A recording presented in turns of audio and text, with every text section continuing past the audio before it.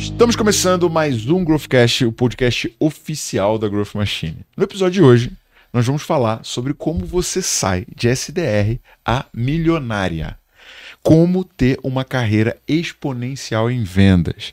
Uma frase que a Cameli falou antes da gente iniciar essa gravação é: me mostre um vendedor que estuda tanto quanto um médico e eu vou te mostrar um milionário. Cameli, muito obrigado pela oportunidade de aprender com você. Obrigada a vocês. Eu que estou feliz da vida de vir aqui representar vendedoras de todo esse Brasil. Com certeza, bom, espero que elas se sintam representadas por mim, né, durante esse podcast. Cara, então, duas coisas. Você tem que participar um dia com a gente da Imersão Growth Machine. A gente tomou uma alfinetada, né, na última edição, porque falaram assim: você não acha que tem nenhuma mulher relevante em vendas? Eu falei isso ou não? Falei, tem várias. Tem a Lúcia, tem a Cameli, tem a Renata, tem um montão de gente boa, né? Aí a mulher falou assim, tipo, por que ela não tá... Ela fez uma cara assim, por que ela não tá indo no palco com vocês? Gente, para quem não conhece a Cameli, com mais de 10 anos de experiência liderando vendas em canais de vendas, co-founder da Escola Exchange, Cameli teve seu primeiro contato com vendas em uma empresa de tecnologia como SDR aos 22 anos. Foi dada para assumir a supervisão de canais. Depois de 6 anos, assumiu a gerência regional de vendas da OMIE e sua bagagem fica em cursos de gestão de projetos, PNL, liderança, oratória, alta performance, inteligência emocional e muito mais. Fala aí se meu time não é bravo, fez o dever de casa. O pessoal fez o dever de casa. Stalkeamos a sua vida, Cameli. Isso aí, tá certo. Junto com a gente, Leonardo Alexandre, Head Acquisition, sócio da Growth Machine. Bora para mais uma? Cara, agora eu tô curioso, como é que foi essa trajetória aí, né? E detalhe, tá, uma coisa que a gente não falou: a Cameli não estava num grande centro, ela não nasceu numa grande capital, né? Ela é uma menina interiorana, cara. Minhoca da terra, como o carioca diz, né? Minhoca da terra, não sou nem carioca da gema. Cara, me conta, Cameli, como é que você chegou em vendas? Como é que foi essa tua primeira experiência? Inclusive com um cara que eu gosto muito. Então, na verdade, a minha primeira experiência, se a gente for avaliar a primeira mesmo, minha primeira experiência foi bem longe do corporativo, mas bem longe mesmo do corporativo. Meu pai era vendedor, né? Então, a minha primeira experiência em vendas foi com, sei lá, uns 3 anos de idade. Meu pai era camelô e eu preferia 1000 vezes ir pra rua com ele, vender Papai Noel que dançava no Natal, do que ficar em casa com a minha mãe. E depois disso, a primeira vez que eu precisei de grana na vida, assim, sabe, criança quando precisa, não é assim, eu preciso desse dinheiro. Eu devia ter uns 10 anos, tinha uma excursão da escola. Você é carioca, né? Sou. Lembra do Terra Encantada? Claro. E se fizer as contas, chega na minha idade, né? O Terra Encantada tinha acabado de inaugurar, tinha pouco tempo e tal. E aí teve uma excursão na escola e custava, tipo, 90 dinheiros. Acho que era real já naquela época. E aí, cheguei em casa, falei, poxa, eu preciso de 90 reais pra ir pra excursão. Minha mãe falou assim, você não vai, não tenho. E aí, não satisfeita com a resposta, eu voltei com uma pergunta. Como toda boa vendedora, né? Falei, tá, quanto você tem? Mapeando orçamento. Cara, eu acompanhava meu pai desde os 3 anos, né? Com 10 eu já tava pleno, não tava sênior, mas já tava pleno. E eu falei, quanto você tem? Ela falou, eu tenho 20 reais. 20 reais não dava nem pro começo da excursão, né? Eu peguei os 20 reais, falei, pai, você me leva lá no Coração de Chocolate? Pra você ver que não é mentira, eu acho que o Coração de Chocolate existe até hoje lá em Teresópolis, se você der um Google. Me leva no Coração de Chocolate que eu vou comprar doce, vou vender na escola e vou levantar o dinheiro. Fui lá, comprei doce, levei pra escola, peguei meu caderno do fiado, tinha o caderno do fiado, e dobrei a grana vendendo doce. Voltei no Coração de Chocolate, comprei mais doce, vendi. Eu sei que eu fui pra excursão, paguei a excursão e fui dando doce, biscoito pra todo mundo, porque o dinheiro tava sobrando. E acho que foi a primeira vez que meu olho brilhou realmente por vendas, porque meu pai sempre foi meu herói, né? Meu pai sempre foi a personificação de um cara incrível pra mim.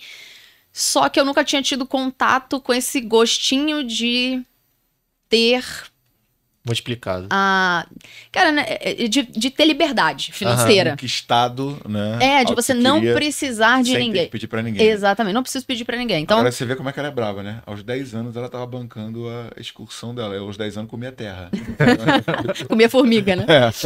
Mas, e aí eu falo que desde aquela época eu sei o que é, por exemplo, ter concorrente. Porque eu só parei de vender na escola porque a diretora chamou meu pai e falou, olha, a Cameli precisa parar de vender, porque Vai quebrar.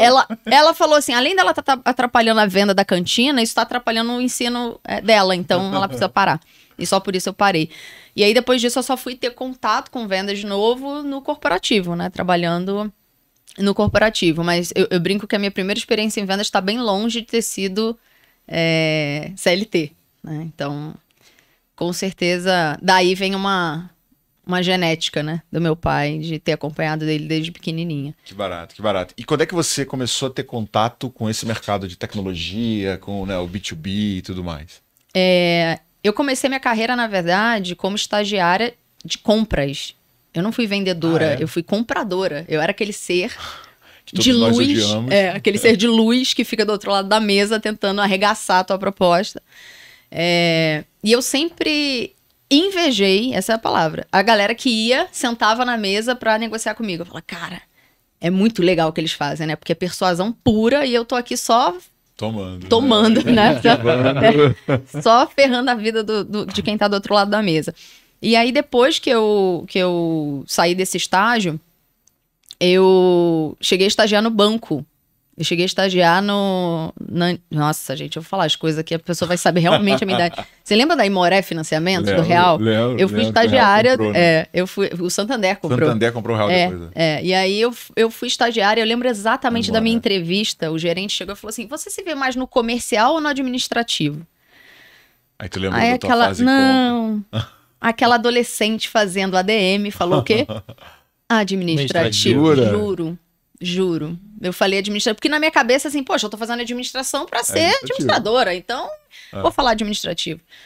E aí entrei pra área administrativa do banco. Cara, 2 meses depois, eu olhava pra galera que eram os operadores, né, que eram comercial, ganhando 10 mil, e eu falava, eu sou uma idiota, né? Então, por que eu fui falar na área administrativa?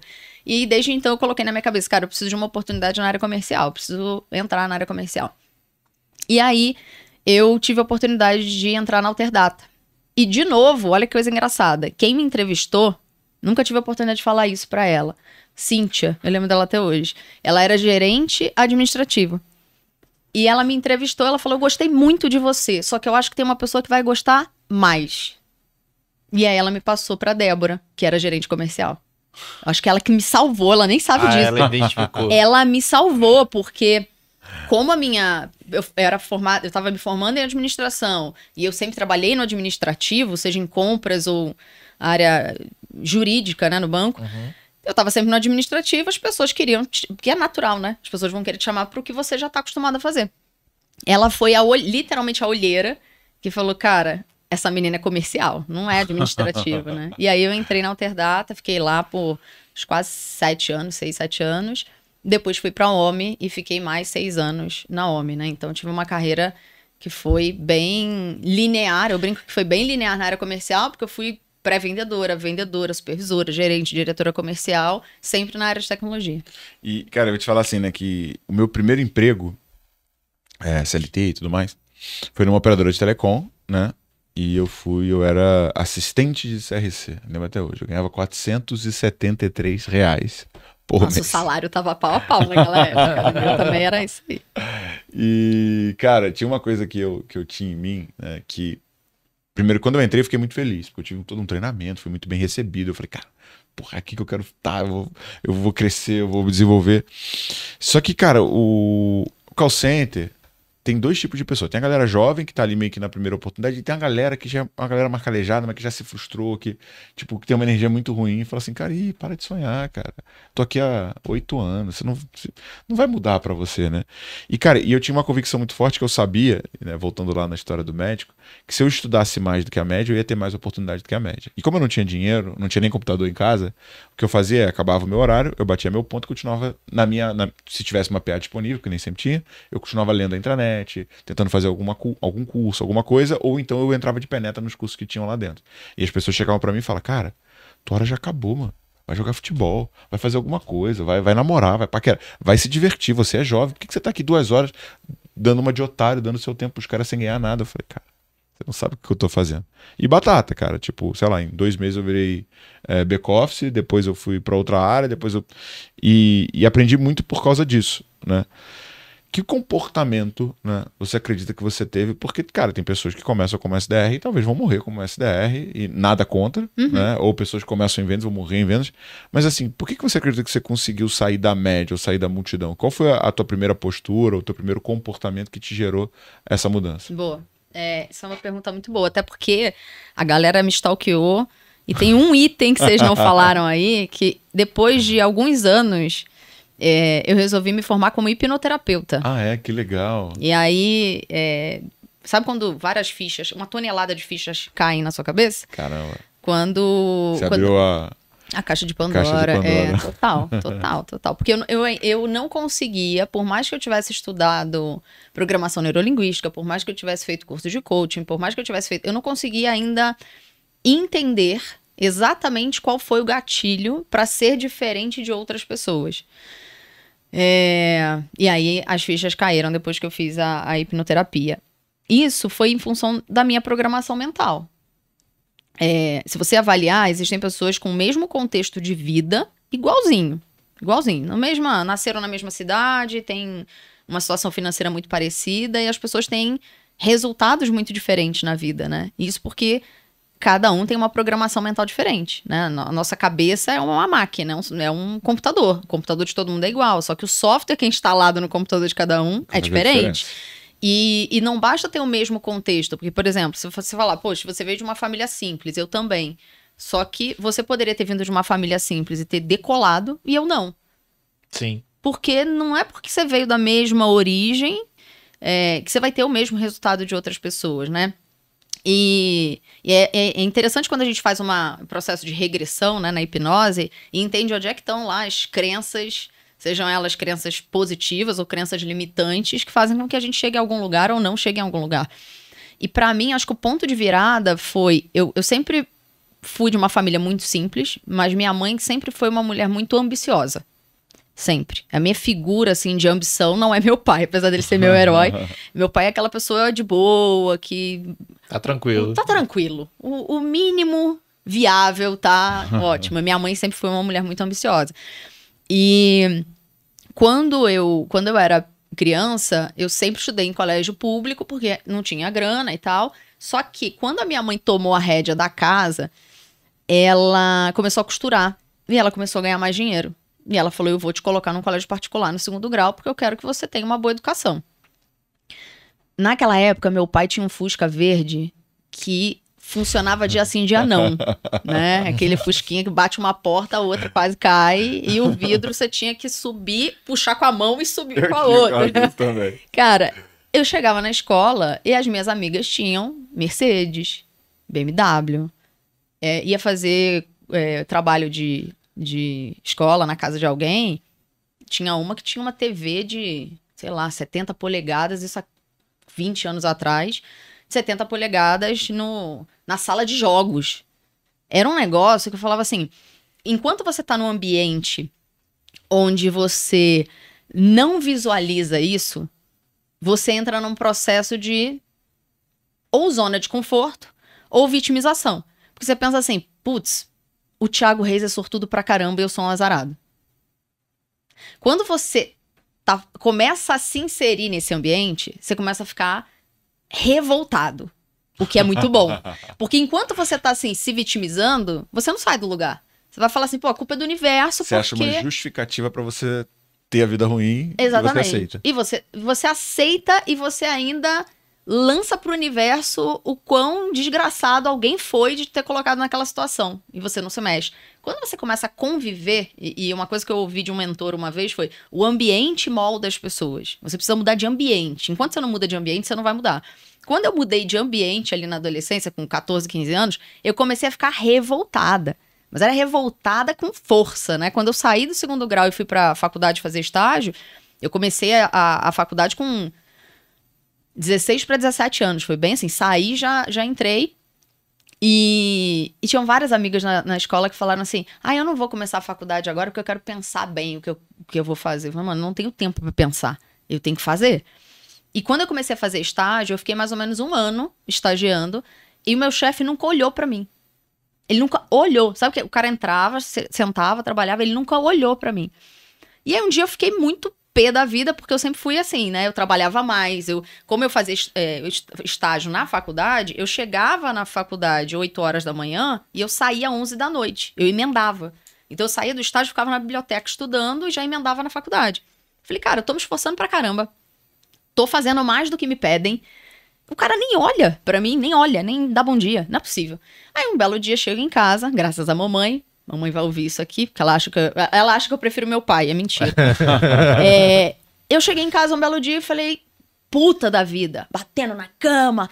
Eu não aguento mais ser pobre. Eu não aguento mais essa vida, que não sei o quê. Eu queria ganhar 20 mil reais. 20 mil reais pra mim é o salário de ouro naquela época. Eu queria ganhar 20 mil reais, queria ter casa, carro, não sei o quê. E aí eu falei pra ela assim, eu vou sair do estádio. Não aguento mais isso. Meu chefe nem olha pra minha cara, eu tô trabalhando pra caramba, eu vou arrumar outro lugar pra trabalhar. Aí a minha mãe falou assim, você não vai sair do estádio. E se você sair do estágio, quem vai arrumar o emprego pra você sou eu. E eu vou arrumar onde eu quiser. E eu falei, conheço a minha mãe, não vai ser bom esse emprego que ela vai me arrumar. Aí eu falei assim, então o que eu vou fazer? Ela falou, cara, se vira, mas sair do estágio você não vai. E você quer um salário de 20 mil? Estuda, termina a faculdade, trabalha e foca em estudo, porque você já tá atrasada na vida porque você já não tem dinheiro. Então, estuda mais do que todo mundo. Foi exatamente essa mentalidade que você tinha, tem que estudar mais do que todo mundo. Qual foi a minha única alternativa? Conversar com o meu chefe naquele momento. Eu tive coragem. Porque... Cara, eu tinha, sei lá, 17 anos. O cara tinha 40. Eu sentei na frente dele, coração como? Acelerada. Eu cheguei pra ele e falei, eu tinha aprendido o que era feedback na semana anterior. Na aula de... Aí no RH, na aula de RH. Né? Eu queria um feedback. O cara tomou tão susto que ele falou, porra, uma menina de 17 anos me pedindo um feedback. Cara, sem brincadeira. Ele me deu um feedback, ele falou, cara, você tá de parabéns, você trabalha pra caramba, você normalmente faz mais do que a gente pede. Deu um mês, ele me promoveu. Um mês. Ele transferiu uma compradora que tava lá há 10 anos, transferiu pra uma outra área e me promoveu pro lugar dela. Aí veio um pim, pim. Opa. Exatamente. Eu tenho que ter mais atitude, eu tenho que estudar e tenho que ter atitude. Não tenho que ter medo. E esse foi o ponto de virada, assim. Eu acho que tudo começou com a revolta, sabe? Tipo assim, sair do vitimismo e passar pro revoltada. Porque quando você se revolta positivamente, você se mexe. Se você fica ali na zona do vitimismo, você não vai se mexer. Você vai ficar se lamentando.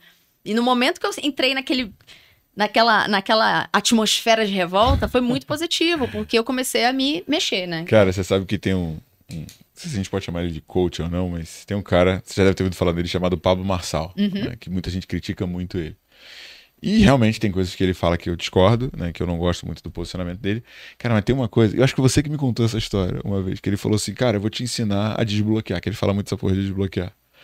Você pega, vai pro restaurante mais caro da sua cidade. Você vai entrar nesse restaurante e não importa se você tem dinheiro ou não. Guarda pelo menos o dinheiro para tomar um suco de laranja. Você vai sentar lá dentro e vai tomar um suco de laranja. O garçom não vai entender nada. Toma um suco de laranja, paga e vai embora. Foi você que mudou essa história, não foi? Foi. Aí ele fala assim, por que você está fazendo essa loucura? Porque depois que você tem acesso... Você vai ficar revoltado. Você vai ficar revoltado e você vai entender que você pode conquistar aquilo também. Sim. E que é interessante, Cameri, que assim, eu tive uma coisa parecida com o que você está descrevendo, porque na verdade, eu até contei isso num outro podcast, que né, o irmão do meu pai, ele casou com a minha tia, né, que tinha uma condição financeira muito boa, era funcionária pública, o avô era militar e tal, e o meu tio tinha uma condição muito melhor que a do meu pai, né, e família estabilizada e tal, e normalmente eu ia passar férias e final de semana na casa do meu primo, e a casa do meu primo era essa casa aí, cara, cara, tinha videocassete, eu nunca tinha visto um videocassete. Eu via filme na casa do meu primo, ele tinha o melhor videogame, ele ia pra Disney. O carrinho vermelho que rebobinava a fita. O carrinho vermelho que rebobinava. Cara, tudo isso. A casa era decorada por arquiteto, então assim, saca? E quando eu ia pra lá e voltava pra casa dos meus avós, que quem me criou foi minha avó e meu avô, eu falava, pô, por que a minha vida não é daquele jeito, né? Por que eu não tenho coisa errada. Por que eu não tenho um pai e a mãe comigo, né? Porque minha mãe... Nessa época não morava comigo, depois eu fui morar com ela e meu pai tinha saído de casa quando eu tinha 6 anos. Mas essa revolta me fez assim, velho, eu quero ter uma vida melhor, mano. Eu vou fazer uma vida melhor. E outra, quando você tem acesso, você cria uma referência diferente. Né? E essa referência diferente te mostra que o mundo que você vive não é o melhor. Em resumo, seja um revoltado. É isso aí. Eu acho que esse é o primeiro passo para você desbloquear na direção do que você Mas eu gostaria. acho bacana da sua história é que você teve um posicionamento de perguntar, de falar com o seu gestor, né? E eu acho que isso fez ele perceber, cara, se eu não der um progresso pra ela, provavelmente eu Ela vou não vai perder. ficar. É. Não, e tem um outro gancho. Se ela não viesse pedir o feedback, ele falou, deixa, ela tá feliz, ele tá se esforçando, não precisa dar aumento. Mas ele, quando você chegou e falou, ele falou, puta, velho, isso aqui é um sinal, deixa eu entender o que ela tá querendo me dizer. E ele foi malandro, né? Foi. De fato foi. Porque eu fui uma máquina de compras. Então eu tinha muita produtividade porque eu trabalhava muito mais. E como estagiária, sei lá, acho que eu tinha que trabalhar 6 horas, eu trabalhava 9. Porque eu já ficava na faculdade mesmo, então, exatamente. Pra que eu vou ficar fazendo nada se eu posso produzir mais, se eu posso estudar mais, enfim. Então, Cara, e você sabe que né, há pouco tempo atrás a gente teve a primeira imersão da Growth em São Paulo, né? Você viu quando eu levei a menina que ganhou a bicicleta do Música? Sabia que você ia falar disso. Cara, velho, foi 17 muito maneiro, anos. cara. E eu tinha conversado com ela antes, cara. Quando ela ganhou Você assim. que me falou então dela, não foi? Foi. Quando ela ganhou assim, eu falei, não acreditei, porque foi um sorteio, né? Cara, a menina. Cara, é você pequena. A menina chegou, tinha 17 anos, ela foi contratada por uma empresa e queriam que ela fosse SDR. Aí ela chegou pro dono da empresa, que a irmã dela trabalha numa outra startup que a Growth acompanha. Olha, eu fiz um levantamento de preço, eu entendi que existe a Growth Machine, e a Growth Machine tem um programa chamado 10X, e para que a gente consiga fazer direito, eu preciso que você contrate isso. E convenceu os caras a contratarem a Growth. E aí no meio falaram pra ela que tinha imersão, inclusive eu preciso ir na imersão e vou junto com ele, tá bom? Cara, 17 anos, cara. Não, mas engraçado que ela veio falar comigo, né? Aí veio falar, começou a perguntar algumas coisas. Pô, como Cara, é que é muito funciona isso? esperta, Como é que funciona cara. aquilo? Papapá. Eu fui respondendo. Aí eu perguntei, pô, qual é que é seu cargo e tal? Ela falou, eu falei, pô, então tá bem nova, né? Porque já parecia nova, mas assim. Eu pensei que ela fosse criança, brincadeira. Aí daqui a pouco apareceu um dos sócios da empresa e falou, não, eu trouxe ela e tal. Mas na verdade não foi eu que trouxe ela, não. Foi ela que me trouxe. Não, ó, e você que é estagiário e tá ouvindo esse podcast, você vai ter muitas dicas úteis e relevantes para você conseguir crescer na tua carreira. Agora, uma dica útil e relevante que eu te dou é Imersão Growth Machine. Pega o dono da tua empresa, pega o link que vai estar na descrição desse comentário ou no primeiro comentário fixado no YouTube e manda para ele e fala assim, chefe, para eu crescer e ter possibilidade de desenvolvimento mais rápido, porque a empresa que vende mais cresce mais rápido. Você precisa ir lá, inclusive me leva, porque a última estagiária que foi, a última SDR que foi, ganhou a bicicletinha do Muse, né? Então isso pode ser um sinal. Ainda se deu bem. Agora, Cameri, cara, indo para vendas B2B, né? Não sei se você se lembra quando a gente se conheceu. A gente se conheceu numa... Cara, não me lembro agora qual era o evento, mas você estava já na Omni. Acho que foi Só que era responsável por canais. foi um evento de RP. Foi de RP. A gente era concorrente na época, né? E aí eu falei, caraca, menina acelerada, meu irmão. Ela falava rápido pra caramba. Não, sei lá o quê, pra lá, pra lá. Junto com o Menezes. Né? E, foi cara, o Menezes que me apresentou pra você. Foi.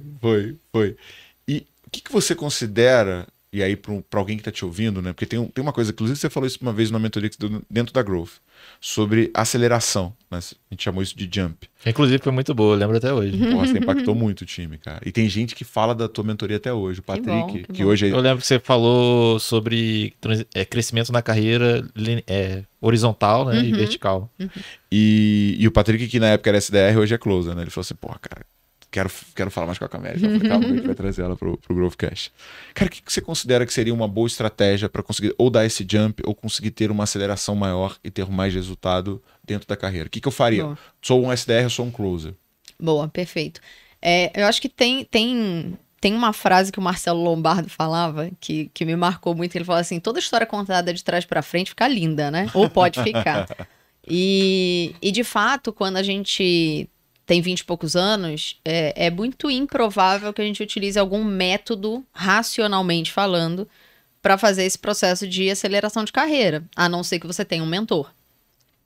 Só que depois que você passa por esse processo, você começa a fazer uma retrospectiva do quais foram os passos, quais foram os gatilhos que aconteceram para você chegar onde você chegou, você consegue quase que criar, de fato, um método para fazer isso.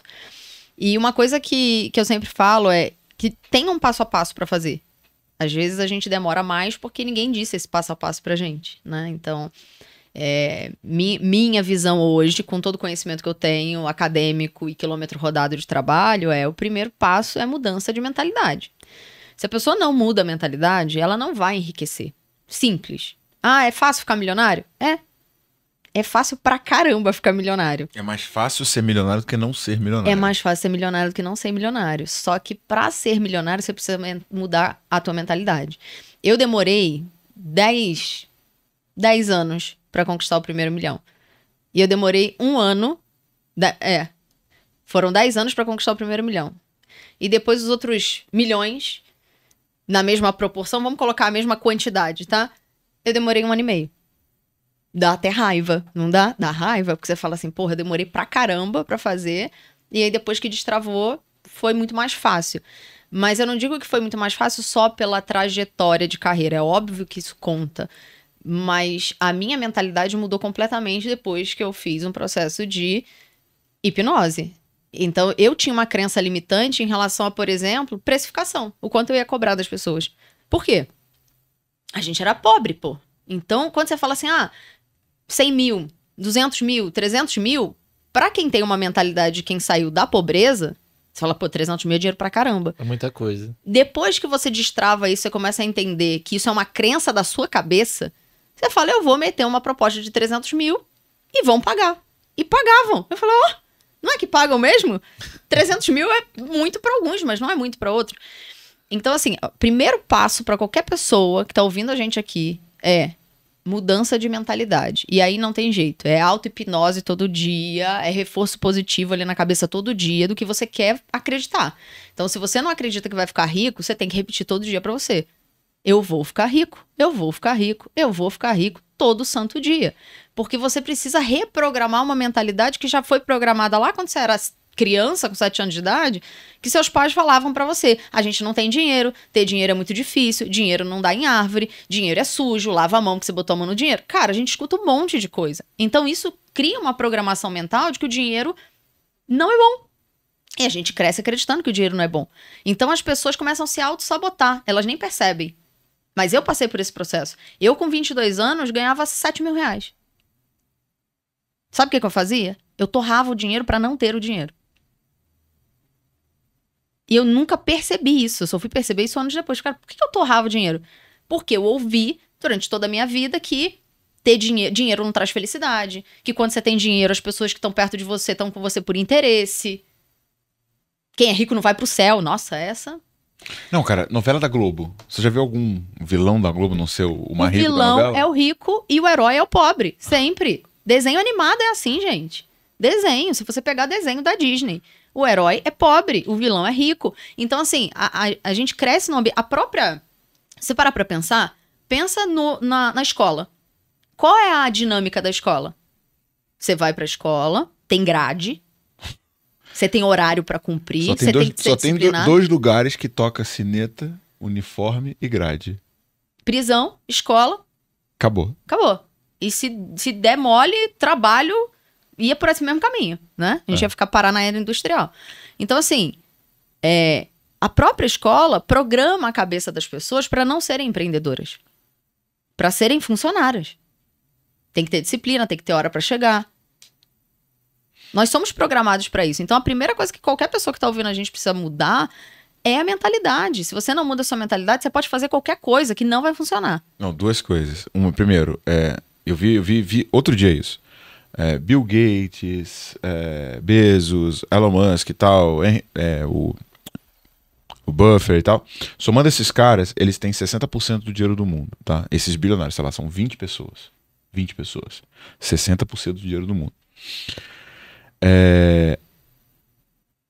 Eu não me lembro agora a estatística, mas ou é 90 ou 80 e blau. Tá na mão de 1% das pessoas. Numa proporção pior do que Pareto, tá? E o restante está dividido em 99% das pessoas. Se você pegar conhecimento, escola, histórico, nenhum desses caras tem nada fora da curva. Esses caras apenas aprenderam a pensar. Cara, o próprio Elon Musk, né? Ele, beleza, a mãe era modelo, o pai é minerador, engenheiro e tal, tem alguma coisa ali, mas ele foi pro Canadá, quando ele se mudou, sem dinheiro, ele foi estivador para conseguir pagar a faculdade. Ele pagava a faculdade com as festas que ele fazia na casa dele. Então, assim, não é um cara que teve algum benefício para poder ter a condição que ele tem. E qual que é a parada que você tem que pensar, muito baseado no que você está falando, né? Cara, se o dinheiro está na mão de uma quantidade muito pequena de pessoas, é óbvio que o que esses caras têm não é nenhum superpoder, nem nenhuma habilidade, nem nenhum conhecimento, e sim é apenas uma maneira de pensar diferente. E se eu não reprogramar a maneira como eu penso, porque qual que é o problema? Quando você acredita que você não pode, ou que você não merece, ou que sei lá o quê, você vai se comportar dessa forma, né? Qual que é o grande problema das pessoas que provavelmente trabalharam contigo, que trabalharam comigo, que talvez estejam lá até hoje, né? Essas pessoas, elas, cara, nosso modelo, tanto de entretenimento, né? Música. Qual que é a música que toca, né? Ou é música de corno, ou música de cachaça, ou música de bebedeira, né? O que é isso, né? Dois livros que eu aconselho muito a galera a ler, né? O Mais Esperto que o Diabo, que fala ali de você viver no transe hipnótico, né? Onde você vive um dia depois do outro e esquece, e o outro do T. Harv Eker, O Segredo da Mente Milionária. O Segredo da Mente Milionária, eu escuto ele mês sim, mês não. Porque, por mais que você fale que você destravou, toda hora volta uma parada. Cara, eu tava em Maldivas, na areia, aí me vem um indiano varrendo a areia. Cara, e ele pega, mano, tipo assim, ele ficou muito tempo fazendo essa porra. Ele pega e deixa a praia inteira parecendo plana, né? Uma quadra, sei lá, de basquete. Não tem uma ondulaçãozinha. E eu achei tão bonito o trabalho dele que eu falei, puta, velho, queria dar um mergulho, mas não queria ferrar o trampo dele. Aí eu falei, olha o que é crença limitante, cara. Eu falei, cara, mano, olha só. Aí veio uma vozinha na minha cabeça, Thiago, esse maluco só tem um emprego dele porque tu tá aqui tirando férias. Então vai lá dar a porra do mergulho, porque senão ele vai ficar desempregado. Né? E quantas vezes a gente vai se vendo, outra coisa que eu falei outro dia também. Me mudei pra um condomínio muito legal na Barra e tal. Tava passeando com os meus cachorros, tinha acabado de mudar. E eu pensei assim, cara, será que se o segurança me encontrar aqui, ele vai me tirar do condomínio pensando que eu não sou um morador daqui? Olha que cabeça de merda. Às vezes, então, mas é isso, assim, eu acho que o primeiro passo para ter uma carreira de sucesso é você acreditar que é possível. O segundo passo é, de fato, ter uma estratégia. Sim. E aí, quando eu falo de ter uma estratégia, não precisa ser estudante de Harvard para fazer a estratégia, mas minimamente avaliar, por exemplo, em que mercado você quer atuar. Porque, por exemplo, eu defini que eu não sairia da área de tecnologia. E sempre que eu tinha uma proposta, uma oportunidade para ir para um outro lugar para ganhar mais, eu sempre avaliava isso. Tá, mas é no segmento que eu já sou experiente, que eu já tenho o quilômetro rodado, ou eu vou começar do zero a...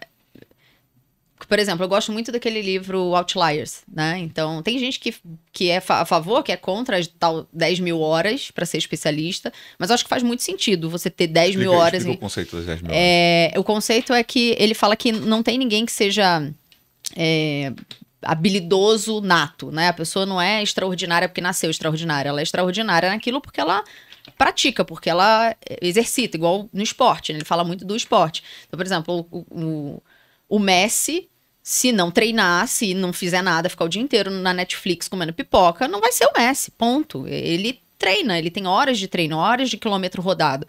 E ele fala que para você se tornar um especialista em alguma coisa, você precisa ter 10 mil horas. Se a gente for converter isso para 8 horas de trabalho por dia, vamos imaginar que a pessoa não estude absolutamente nada do segmento que ela trabalha. Ela só trabalha, mas não estuda. Vai dar mais ou menos 5 anos. Só que o problema da galera hoje é que começa a trabalhar, aí passa 1 ano e meio, acha que não cresceu o suficiente, aí vai para outro lugar. Aí passa 2, vai para outro lugar. Passa 9 meses, vai para outro lugar. E fica mudando de função. Fica mudando não só de função, mas de área mesmo, de segmento. Então, por exemplo, eu trabalhei mais de 10 anos só com RP, só com software de gestão. Então, se você falar assim, no que você é especialista? Eu sou um especialista em falar com o empreendedor. Eu posso vender qualquer coisa para o empreendedor, porque eu conheço esse avatar. Entende? Então, assim, é se tornar especialista em alguma coisa. As pessoas que ficam trocando de empresa, de produto, o tempo inteiro, ela fala assim, mas eu trabalho com vendas há 15 anos, só que vendeu 20 coisas diferentes. Você é especialista em quê? Em nada. Absolutamente sim. nada. E eu acho que também a galera não aproveita o tempo da maneira correta. Por exemplo, eu sempre tive a mentalidade de aproveitar o máximo possível o meu tempo, né? Antigamente, não tinha dinheiro, né? Então, pegava ônibus, pegava trem, pegava um monte de coisa. Mas eu sempre tava lendo alguma coisa, não tinha celular igual hoje, né? Então eu levava o livro físico mesmo e ficava... Aí o pessoal ficava até olhando assim. Caraca, o maluco tá carregando esse livro pesado na mão e lendo. Mano, tava no ônibus, 5 horas da manhã, tava lendo um livro. entendeu? Eu levava 1 hora até chegar próximo ali de onde eu estudava, que era um colégio mais longe, e mais 1 hora pra voltar no mínimo. Se te pegasse trânsito, pior ainda, aí ia de 1 para 3 horas, entendeu? E só que eu acho que, por exemplo, a galera usa muito mal o tempo. Sim. Exemplo, eu faço uma coisa que todo mundo fica se questionando até hoje, né? Até, inclusive, lá na empresa eu sempre explico por que eu faço isso. Geralmente eu vou pra empresa e vou de Uber. Eu saio da empresa e saio de Uber. A pessoa fala, pô, tu tá gastando muito dinheiro e tal, não sei o que, pagando Uber.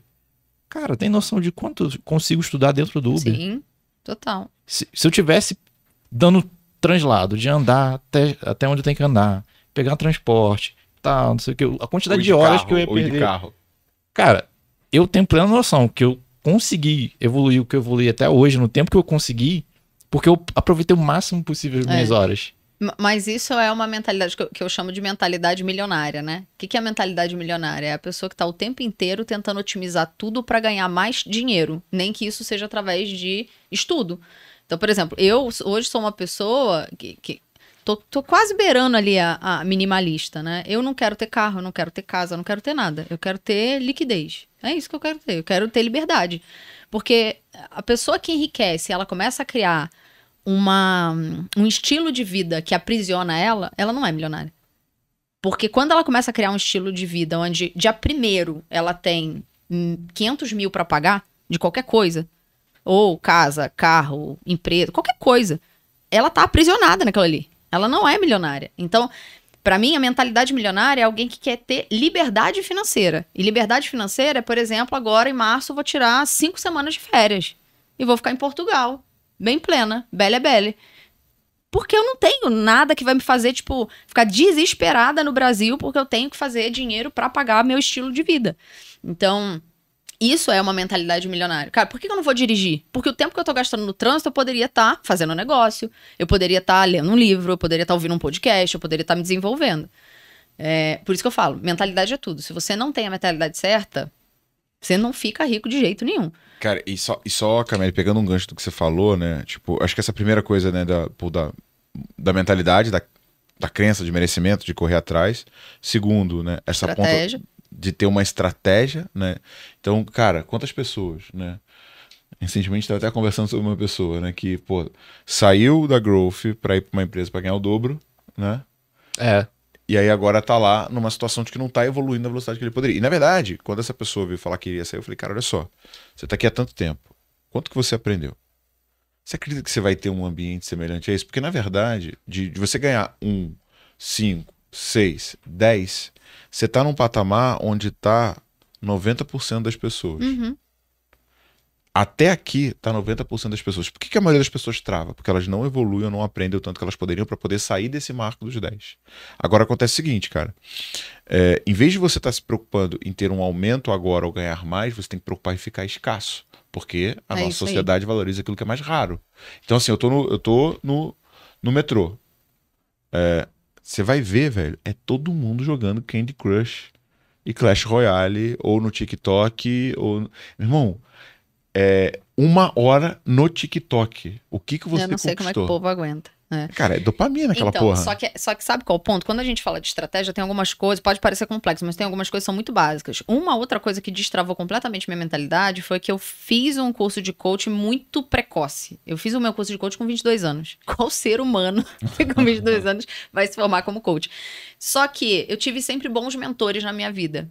Sempre. E o meu professor na pós-graduação falou assim, cara, se você quer ser líder comercial, você precisa fazer um curso de coach. Porque o líder que não é coach, ele é igual a qualquer um. O que é coach, ele é diferenciado. Falei, pô, então tem que fazer isso, né? Tinha nem dinheiro pra pagar, parcelei em sei lá quantas mil vezes. E fiz. Foi a primeira vez na minha vida que eu escrevi minha carta pro eu do futuro. A primeira vez na vida. Eu tinha 22 anos, eu escrevi minha carta. Onde é que eu queria estar com 30?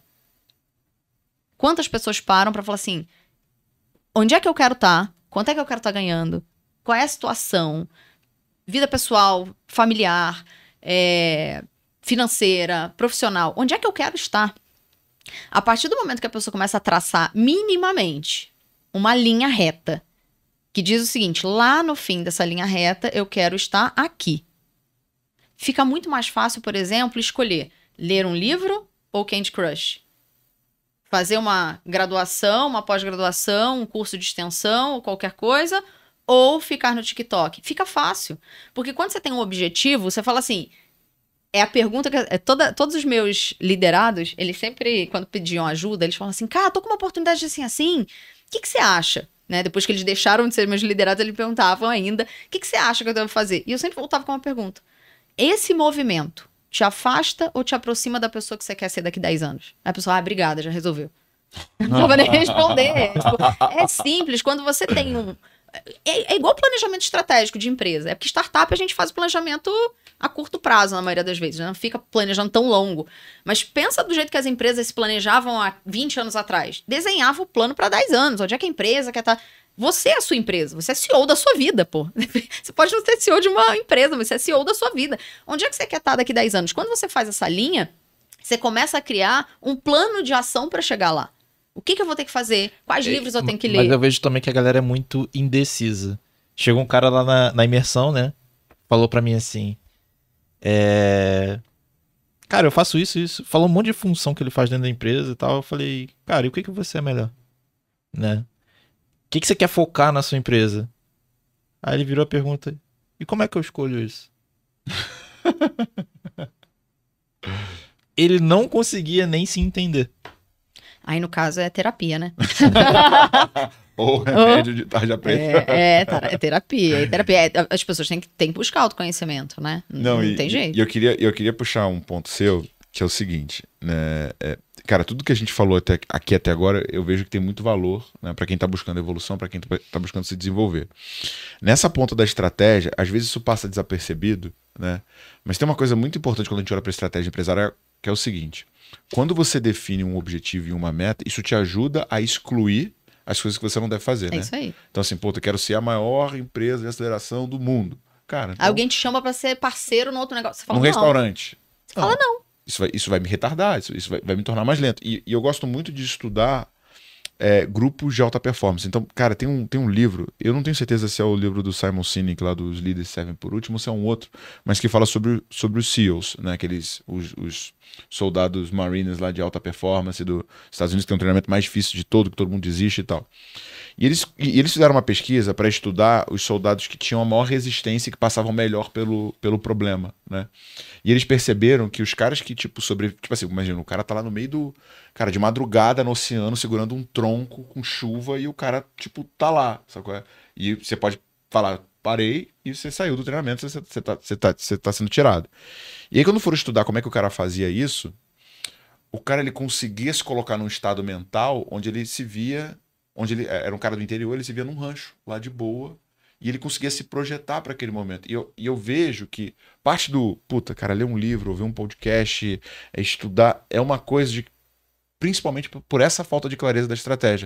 Porque como você não sabe onde você quer chegar... começa a ficar difícil. Você não tá disposto a abrir mão. Pré-venda. Eu falo isso para todo mundo. Pré-venda é um negócio fácil de fazer? Fala real. Não é. Isso pra cacete. É gostoso?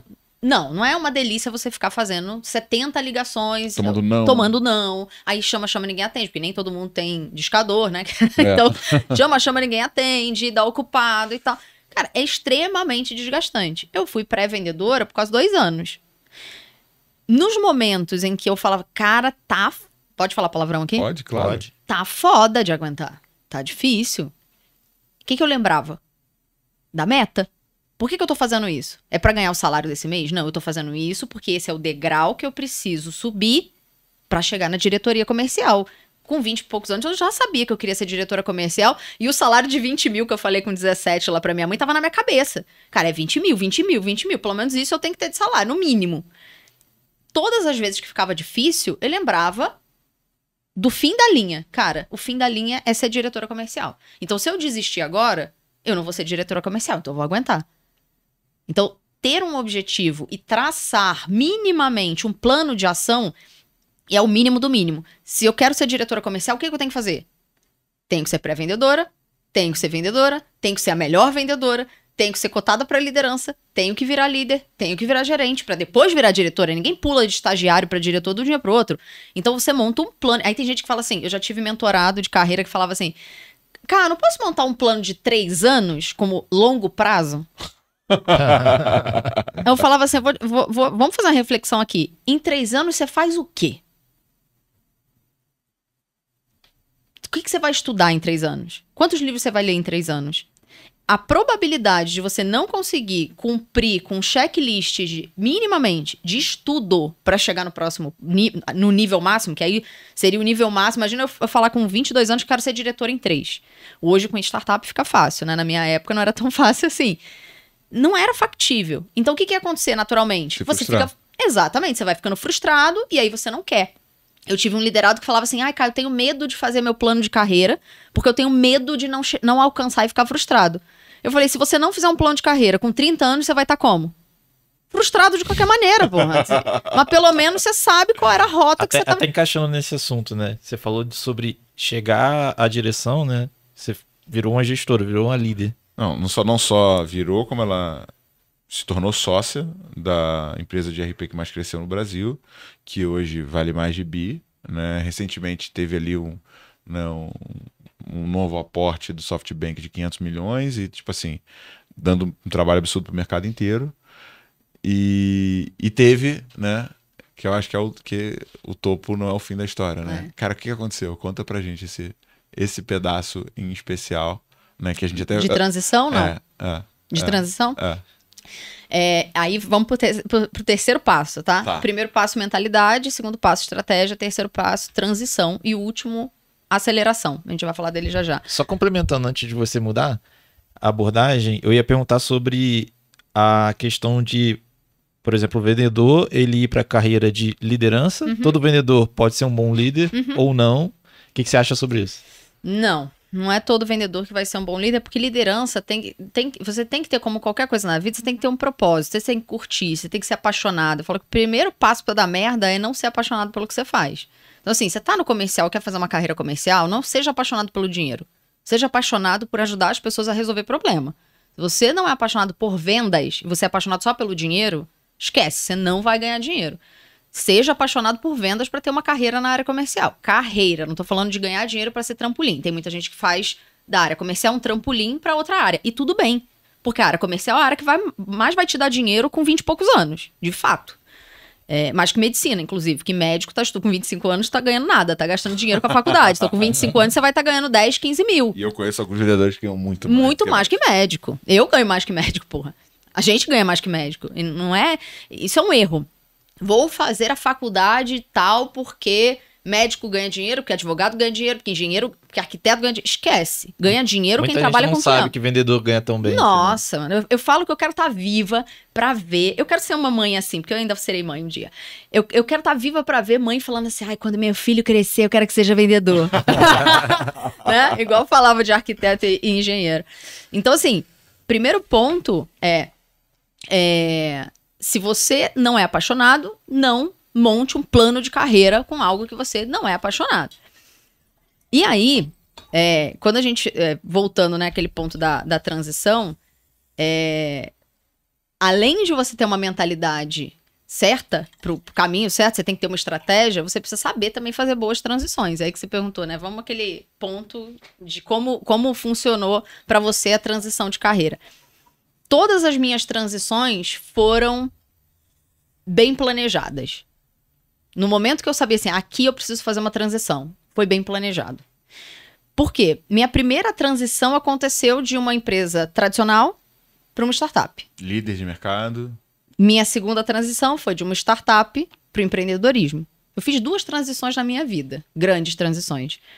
Por que eu decidi, e eu falo isso para todo mundo, não faça transição de empresa se não for para subir. Fazer transição horizontal tem que ter uma justificativa muito boa para você fazer. Porque eu não consigo entender um pré-vendedor que sai da vaga de pré-vendedor para pré-vendedor em outra empresa. Closer numa empresa para closer em outra empresa. Você deveria fazer uma transição de empresa quando isso justifica um crescimento profissional. A não ser que seja uma questão de cultura, enfim. Então, a minha primeira transição, ela se deu por quê? Porque eu trabalhei durante anos na primeira empresa querendo ser gerente. E aí eu fiz uma análise bem bobinha, que qualquer adolescente faz, que eu comecei a olhar o ambiente. Eu falei assim, eu tô numa empresa tradicional, onde a cultura era extremamente familiar. extremamente familiar. Porque não que todo mundo que trabalhasse lá fosse família, mas tinha muito amigo. Ah, é a madrinha do filho do diretor de operações, é a diretora de venda. Então, quando você começava a fazer a Árvore árvore genealógica. genealógica, você falava, eu acho que essa pessoa não vai sair daqui nem tão cedo. Então, eu comecei a fazer uma análise de meu plano de carreira tá agressivo demais para uma empresa que não cresce de forma agressiva demais. Não vai ser aqui. Quando a minha ficha começou a cair, eu falei, peraí, eu quero ser diretora com 30 anos, mas eu já tô com 25 e não tá nem um pouco perto de virar gerente. Não aqui. Você era o quê? Coordenadora? Eu era coordenadora. Não, e só um gancho, tá, galera? A gente tem um problema hoje, né? O fato da gente poder consumir séries e filmes sem ter propaganda nos deixou extremamente ansiosos e impacientes, Sim. né? Então o cara entra de estagiário, ele quer ser CEO, né? Teve gente que falou, não, quero ser CEO, cara, por isso que eu estou indo embora. A Cameli, quando fez a primeira transição dela, ela já tinha 6 anos de empresa. Lembra da história das 10 mil horas?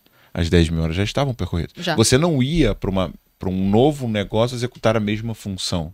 Muito pelo contrário. Você chegou no teto do que seria possível onde você estava, e você estava com a curva de aprendizado percorrida, e você falou, agora esse conhecimento pode ser melhor reconhecido. Cara, tu tá 2 anos. 2 anos. Você tá aprendendo ainda. Ah, tô batendo... Você está aprendendo É isso aí. ainda. Espera. Chega no ponto. Porque aqui você vai ter feedback, aqui você vai ter compreensão, aqui você entende como funciona. E se você cair num lugar que você não sabe nem como funciona a árvore genealógica? É isso. É isso. Então, assim, a minha primeira transição, ela foi bem planejada no sentido de, eu já tinha um ano que eu já tinha definido que eu precisava mudar de empresa. 1 ano. Só que eu ainda não sabia para qual empresa mudar, e tinha todo o contexto que você falou, né? Eu era minhoca da terra, eu era de Teresópolis. Cara, Imagina, em São Paulo. Gente, em Teresópolis, você fala assim, eu já estou na melhor empresa para se trabalhar. O que eu faço? Eu precisava decidir não só fazer uma transição de empresa, eu precisava fazer uma transição de vida. Eu precisava mudar de cidade. Então não era tão simples assim. Então eu fiquei 1 ano ali pensando, tipo, como é que eu vou fazer essa transição? Quando eu tive a oportunidade de participar do processo na OMI para ser gerente. Eu falei, opa, já começa um primeiro ponto. É um nível acima do nível que eu tô. Segundo ponto, era uma startup. E aí eu comecei a ver a oportunidade de fazer o que eu sempre quis fazer e não podia, na cultura que eu estava, que era empreender. Eu já queria empreender desde sempre, porque eu tentei empreender pela primeira vez com 17 anos, quebrei e depois falei, agora eu só vou empreender quando eu tiver dinheiro, conhecimento e quilômetro rodado suficiente, né? Então ali eu falei, cara, é exatamente o tipo de empresa que eu quero trabalhar, porque eu vou ter a possibilidade de intraempreender, de empreender na empresa de uma outra pessoa. Foi quando eu fiz a minha primeira transição. Quando eu decidi fazer minha segunda transição, eu abri a empresa em 2019 com o Kino. No final de 2019, a gente rodou um MVP, fez a primeira turma. 1 ano depois, eu fiz a minha transição. Então, eu tinha minha empresa já aberta há 1 ano. Eu já estava fazendo o projeto de branding com uma agência há 6 meses. Quando eu saí da empresa, sei lá, acho que foi uma terça-feira que eu saí, segunda, terça-feira, minha marca estava pronta na sexta. Então, as pessoas precisam começar a planejar suas transições. As pessoas tomam decisões muito assim, me chamaram para ganhar R$500 na outra empresa, eu vou. Me chamaram para ganhar R$1.000 na outra empresa, eu vou. Cara, você planejou essa transição? Essa transição está no seu plano de carreira, naquela linha de 10 anos que você fez? Existe esse planejamento de uma transição para esse tipo de empresa, para esse tipo de cultura? Porque no momento que eu fiz essa transição, quais foram os pontos positivos do empreendedor, principalmente da transição do empreendedorismo? Eu já tinha 17 anos de trabalho no CLT. Você ficou quanto tempo Eu comecei a trabalhar com 17, trabalhar mesmo, né? Trabalhar com 17, aí eu entrei na Alterdata com 20, 21, sei lá, por aí. Aí fiquei 6 anos lá, depois fiquei mais 6 anos na OMI. E aí eu comecei a empreender com 32, 33, por aí. Cara, e eu lembro que a gente já conversou sobre isso, que você entrou, tipo assim, puta, cara, gente, startup investida no nível de celeridade da OMI, quantidade de contratação que você tava fazendo. E eu sei que você entrou num momento ali que você quase que você entrou em pane, né? Você teve um burnout. Tive, né? cheguei a ter. Na verdade, assim, quando eu entrei, a empresa tinha 13 pessoas. Eu entrei, a empresa, na época a OMI tinha 900 clientes. Eu entrei no mês que a gente estava comemorando 1.000 clientes. Eu saí de lá com 60 mil clientes. Então, assim, eu peguei desde o processo de, pô... Um crescimento bem grande. Eu entrei desde aquele momento de, nossa, era tudo mato, até um momento de uma aceleração de resultado absurda, onde realmente ali, eu falo, a gente tava brincando, né, antes de entrar aqui, eu falei, cara, eu achava que empreendedor não tinha saúde mental. Hoje eu vejo que, pô, eu vim aqui gravar podcast com um cachorrinho, de boa, tô de tênis, sabe, camisa de malha. Hoje eu enxergo que quando você faz esse processo de transição para o empreendedorismo de maneira planejada, você tem muito mais saúde mental como empreendedor do que trabalhando CLT numa startup freneticamente. E entrando nesse processo do corrida dos ratos, né? Você trabalha, ganha dinheiro, gasta dinheiro, paga as contas, fica sem dinheiro, trabalha, ganha dinheiro, gasta dinheiro, fica sem dinheiro. E você não sai desse looping infinito. Então, não tô falando para todo mundo largar o emprego agora e virar empreendedor, gente. Mas você quer ficar milionário, você tem que ser empreendedor. Ou, no mínimo, intraempreendedor. Você vai ter que empreender na empresa de alguém. Ou você vai ter que abrir o seu negócio. Não dá para ficar milionário trabalhando, ganhando salário na empresa de alguém. A não ser que você seja essa agulha no palheiro, né? Porque eu falo, eu não ensino ninguém a ficar milionário trabalhando na empresa dos outros, porque eu sei que é 1 em alguns milhões, né? Não é uma coisa tão simples assim. Mas se a pessoa planejar bem empreender, ela não vai... Você é a prova viva disso, né? Que você tava falando, porra, eu não planejei, então passei sufoco em algum momento. A galera ansiosa que fala, eu quero empreender com 20 e poucos anos. Cara, calma, porque você vai aprender da pior maneira. Você vai aprender na sua empresa, você vai aprender com o seu dinheiro. Se você faz isso na empresa de alguém, você tá aprendendo com o dinheiro dos outros, na empresa dos outros. E você vai aprender o que dá certo, o que não dá certo, o que funciona, o que não funciona, para na hora que você abrir o seu negócio, primeiro, você tem bagagem acadêmica suficiente para isso. Você tem quilômetro rodado e já é especialista. Terceiro, você tem dinheiro, porque você se planejou para empreender. Então, o empreendedorismo vai ficar muito mais suave, muito mais leve do que se você fizer de qualquer maneira, né? Então, para mim, assim, são os 3 principais pilares no processo de desenvolvimento e planejamento de carreira. Primeiro passo, mudar a mentalidade. Segundo passo, montar uma estratégia. Terceiro passo, saber fazer boas transições de carreira, porque elas são necessárias, elas têm que acontecer. E aí o quarto passo, que é a aceleração. Que é o quê? Depois que eu abro o meu negócio, de preferência, gente, pelo amor de já, abra um negócio no que você é especialista. Ó, é o óbvio que precisa ser dito. Você recebe 1 milhão. Você vai falar isso, que a maior parte das empresas que falha porque o empreendedor tenta fazer algo que nunca fez antes. Exatamente, gente. Se você tem um dinheiro, não importa se é 1 milhão, tá? Vou pegar aqui cenário Camelo. Você pega teus milhões e aí você fala assim, ai, que ótimo, tenho dinheiro para empreender, vou abrir uma lanchonete. E o cara não sabe fazer um hambúrguer. Então, assim, você vai empreender no que você trabalhou durante 15 fucking anos, porra. Você não é especialista naquilo? Então vai abrir alguma coisa que tenha uma relação direta ou indireta com aquilo que você faz. A probabilidade de dar certo é muito maior do que você pegar todo o dinheiro que você guardou a vida inteira e abrir uma franquia qualquer. Porque você nunca fez aquilo, né?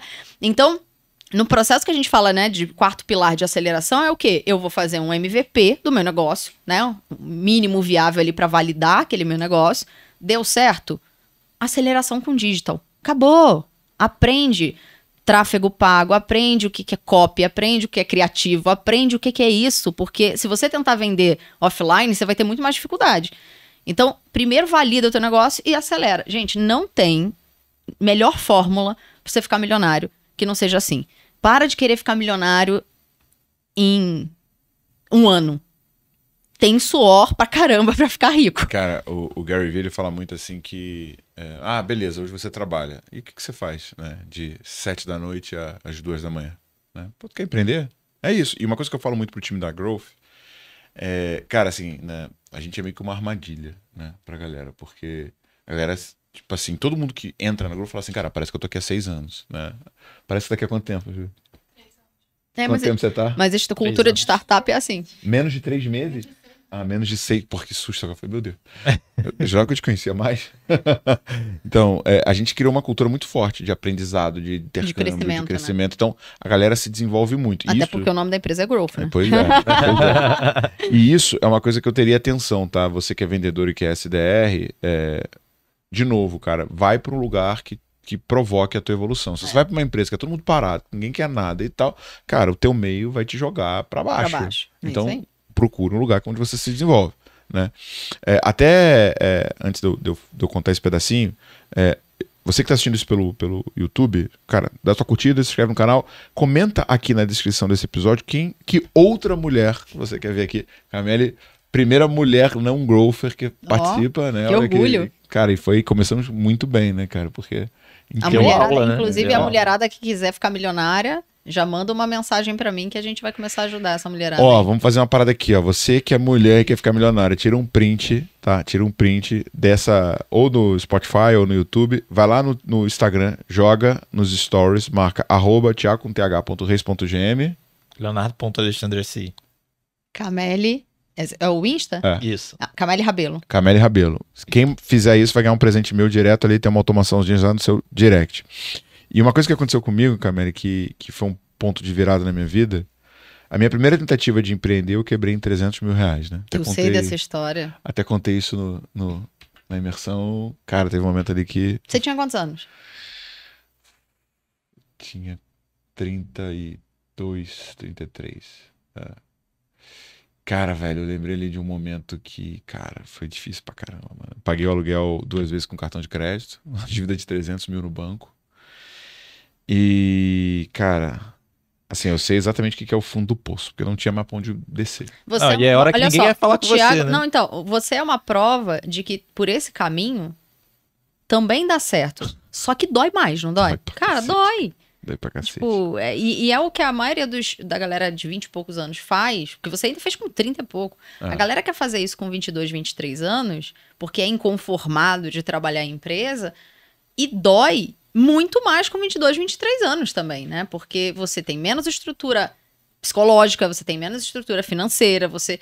Cara, então não faça. Sim, e a recomendação do Thiago minha, não façam, né? Assim, faz uma boa estratégia e trabalha na empresa de alguém com algo que você ama fazer, porque fazer esse movimento de empreender sem ter experiência, sem ter bagagem acadêmica, né? A gente acabou nem falando, né? Falei tanto de carreira que a gente falou pouco de Exchange. Porra, Exchange é uma escola referência em formação de líderes e gestores de vendas. É a porta de entrada para você começar a estudar qualquer outra coisa de liderança e gestão.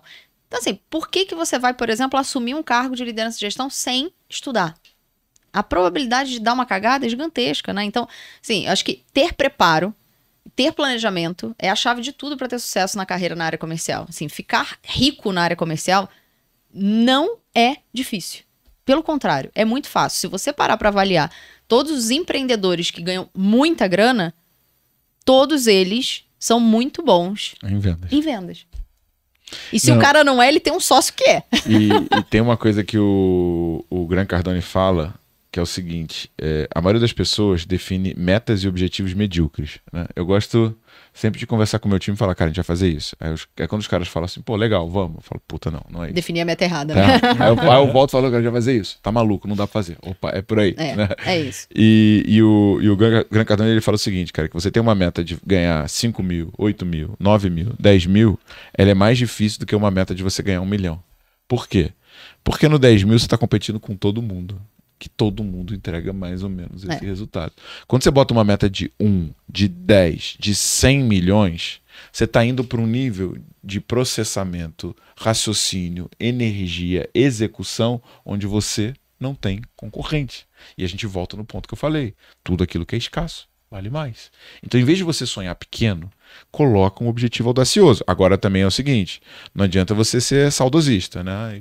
Vai cair, vai vir, vai chegar. Não, mano. Você botou um objetivo de 100 milhões, você vai ter que Montar dormir um plano. menos. Você vai ter que estudar mais. Você vai ter que fazer o que as pessoas não fazem. Quando seus amigos te chamarem pra ir pro Alguma barzinho coisa você vai ter que fazer diferente. tomar cerveja, não dá pra você. Você não vai encontrar ninguém no barzinho tomando cerveja. O que quer fazer 100 milhões? Né? Você pode encontrar depois de ter feito. Isso é uma coisa que você comentou do Marçal. Eu vi um vídeo dele que um menininho perguntou, né? Ele falou assim, o que o senhor fez pra ser tão rico e ter aquele carrão? E aí, na hora que ele explicou... Gente, eu quero ver esse menino quando tiver com 30 anos. Porque depois dessa aula do Marçal, esse garoto vai virar uma máquina. E aí ele falou assim, o titio trabalhou mais do que brincou. Então, enquanto todo mundo tava brincando, eu tava estudando. Enquanto todo mundo tava brincando, eu tava trabalhando. Enquanto todo mundo tava indo na festa, eu tava estudando. Então, não tem milagre, gente. Milagre não existe. Você vai ter que se esforçar, você vai ter que se dedicar, você vai ter que dormir menos, estudar mais. Se você, por exemplo, faz esse processo de transição para o empreendedorismo, eu já te aviso logo, o melhor caminho é abrir a tua empresa antes de sair do negócio que você tá. Só que você tem que cumprir com o negócio que você tá. Então, o que você vai ter que fazer? Você vai trabalhar lá na empresa que você tá, das 8 às 18, das 9 às 18, você vai empreender à noite. Você vai tocar teu negócio à noite, no fim de semana. Não tem mais fim de semana. Você vai ter que tocar o teu negócio no fim de semana. Por quê? Porque você tá trabalhando com 2 negócios em paralelo. Você vai trabalhar o dobro. É fato que você vai trabalhar o dobro. Só que lá na frente, a conta fecha. Não, e tem uma coisa que é o seguinte. Eu falei, por que você vai fazer de 8 às 2 da manhã, tá? Não pensa que você também vai empreender, né? Tô no home office aqui, meu chefe não tá vendo, vou pegar agora de meio-dia pra frente e tô na minha empresa. Tem um rapaz aí que produz conteúdo que eu acabei virando membro do conselho da empresa que ele trabalhou, né? E aí eu, acidentalmente conversando com o CEO lá, falei, cara, o que aconteceu com o fulano? Saiu. Cara, você não tem noção, ele lançou um curso e botou os vendedores da empresa para vender o curso dele durante o horário de expediente. Caramba. Cara, tipo assim, velho, não tem atalho, mano. Não tem atalho. Não tem. Você vai fazer picaretagem, essa porra vai voltar para você. Teve uma situação passada que, né, um cidadão aí muito legal puxou meu tapete, fez toda uma conspiração e jogou uma galera contra mim. Dependendo de quando sair esse podcast, já vai ter saído a notícia. Cara, volta, mano. Volta. Vai lá, pode ir. É fazer do jeito certo, assim. E o jeito certo, ele é mais trabalhoso. Fato. Ele vai dar mais trabalho. Mas compensa lá na frente, né? Então, pra quem tá ouvindo a gente aí, trabalha na área comercial, ama a área comercial. Se você não ama na área comercial, vai fazer teu plano de carreira em outra área. Usa a área comercial como trampolim, não tem problema, tá? A gente aceita quem entra como trampolim, mas pelo menos define que isso é um trampolim. Agora, se você ama a área comercial, de fato, monta um plano de carreira sabendo que vai ter suor e lágrima. Não vai ser molezinha, né? Mas lá na frente a conta vai fechar, isso compensa. Pra quem ouviu esse podcast, pra quem tá ouvindo esse podcast, cara, a gente tem uma parceria com a Zorro CRM, tá? É um CRM completo que te ajuda a estruturar o seu processo comercial. Link no primeiro comentário ou na descrição desse episódio, vai lá, cria uma conta, usa o Zorro, tenho certeza que vai te ajudar. Camélia, muito obrigado pelo seu tempo. Obrigada a vocês, cara, a gente tem que fazer isso mais vezes. Inclusive, prospecção merda. Eu falei Pode convidar ela. Ela tem que participar, que vai ser. Gente, eu morri de rir. Eu falei, né? gente do céu, como pode, né? A gente precisa ajudar essa galera. E sabe que eu fiquei pensando, assim, eu falei, deve ter gente que deve ter ficado chateado, né, com... Cara, a gente não foi processado ainda. Não, até porque não dá pra saber quem escreveu, assim, mas talvez algumas pessoas fiquem chateadas. Mas eu falo que a melhor forma de você aprender é errando. Então, às vezes, você ensina o jeito certo, porque a gente tá cansado de ensinar o jeito certo, né? E aí, cara, chato, usa essa metodologia, usa PVC Sales, usa AIDA, usa qualquer coisa. E às vezes as pessoas não conseguem entender. Quando você pega uma prospecção merda, você fala, entendi o que é merda, né? Então, é legal, porque a pessoa começa a ver uma prospecção ruim, é o efeito contrário. Você fala, então é isso que é errado, é isso que eu tô fazendo que é errado. Então, eu achei... Cara, eu assisti tudo. Na hora que eu li, eu falei, Thiago tá mexendo... Ele adora mexer num vespeiro, né? Ele adora. E aí eu assisti, nossa, eu morri de rir. E o comentário da galera, né? Eles são da tua equipe? São os closers. Não, achei muito sensacional. Chama... Eu acho que você tem que fazer um só com influenciadores de vendas, só com especialistas em vendas de mercado que são influenciadores pra galera fazer fazer análise. Antes de ir pra Europa, você dá uma passadinha no Rio. Pode deixar. Vai ser muito bom. Vamos sim. Pra conta.